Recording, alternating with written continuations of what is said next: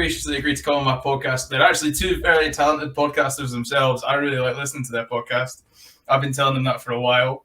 A really good one is the episode with Simi Pam. I genuinely almost spat coffee over my screen at my office when she was talking about discrimination and being silenced, and Rhona accidentally slams the mute button on her, and it was the best 20 seconds of the 2021 for me.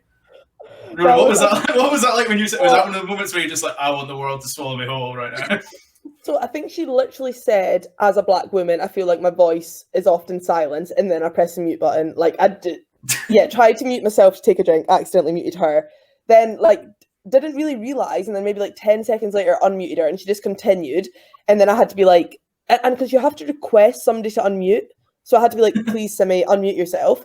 Then basically once she finished speaking, I was like, I'm so sorry. And then anyway, thank God she was so sound about it, and I think she thought it was quite funny in the end. And yeah, she was obviously such a ridiculously cool, talented person.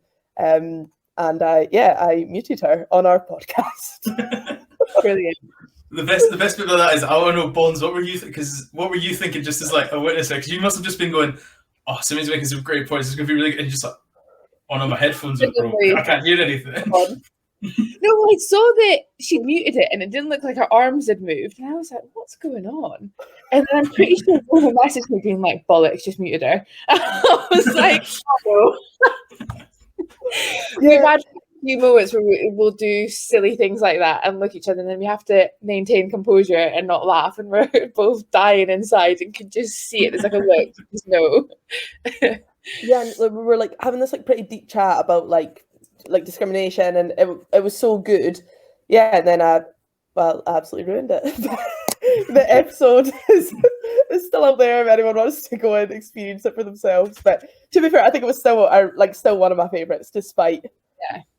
It was such a beautiful bit of comedic timing, and I was like, if she's done that on purpose, she's really testing the waters of the joke. But it's a brilliant joke if she's done it. It's like a proper Ricky Gervais level of, this is funny in the right context, but we're really going to put it out there and see how people respond. Yeah, no. Because I was at work, and obviously, so when I work, I just keep my phone in my pocket and just have the podcast going. And then I was like, it's gone really quiet.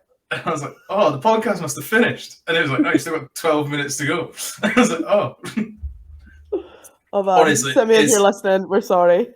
Simi, don't worry, it was a very good, and your point came across very well. It was a brilliant metaphor. You've just got to be you're on that higher English level of, the curtains were blue because he's sad, not because the curtains were blue level. That's what you just got to tell people. You were really getting the point across. Yeah.